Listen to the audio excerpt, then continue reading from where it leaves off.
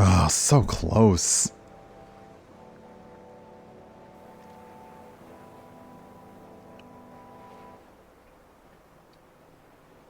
It's very similar to, Q and All Good Things when he talks about like the basically the protoplasm that was going to be humans, and he's like, and closer and closer and closer.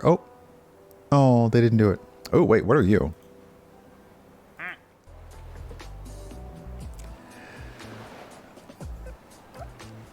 I mean, Q, in my opinion, absolutely wants to bone Picard. And I mean boning in the literary sense, where he just wants Picard to say that he likes him and admit that he's kind of right sometimes.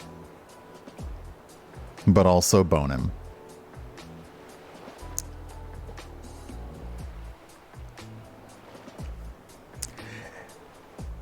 And the way that you know he wants to bone him is that he doesn't use his powers to convince anything. He doesn't use his powers to basically just make him do it,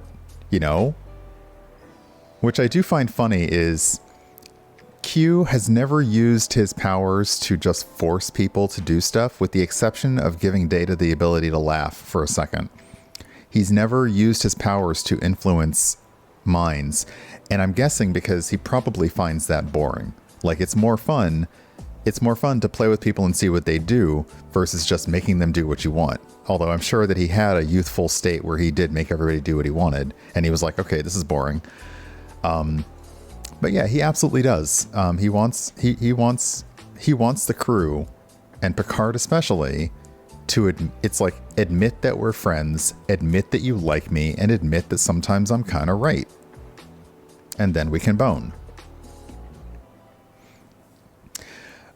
I know you're not watching Star Trek Picard yet, and when you do, there is an entire, well, Q does get involved in Star Trek Picard, and there is a very tender moment when Q essentially says, "You're my friend, and I am trying to, in my own weird way, take care of you."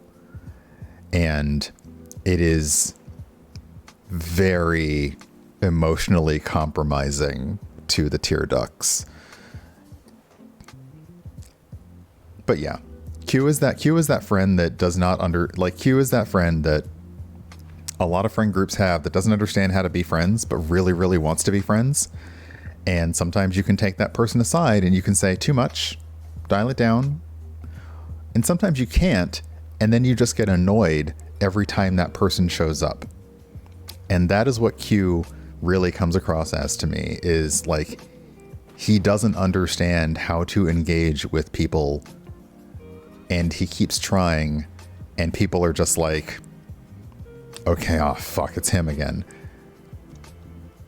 And yeah, like he really doesn't understand it, because he has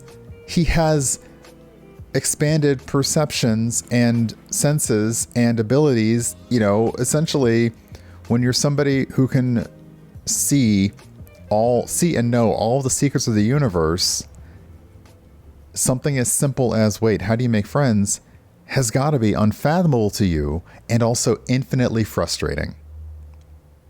When you just show up and do what you want and everyone just says fine, ugh, and then you decide, wait, I actually kind of want people to think I'm okay, and they don't. Yeah, it's got to be frustrating. So Q's answer is, well, I'm just going to show up and cause more havoc. Not the answer, Q. Not the answer. Nope. Not at all. Nope. So yeah, it's an interesting thing, and they do touch on that. They do touch on that, and you're picking that up exactly watching these for the first time. Because even the very first time they encountered Q was the encounter at Farpoint.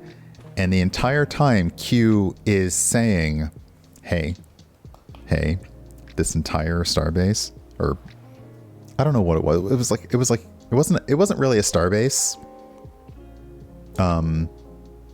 I can't remember what exactly they called it, but it was a base. It was like a base of some kind floating in space.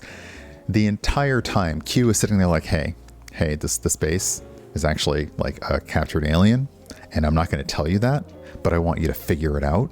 And I'm going to be really annoying until you do, but I'm not going to tell you. I'm just going to keep nudging at you until you figure it out. And I'm going to pretend like I'm going to kill you if you don't figure it out. But you're going to figure it out. And I know you're going to figure it out because I can probably see through time and know that that's going to happen. But until you do, I'm going to be really fucking annoying about it.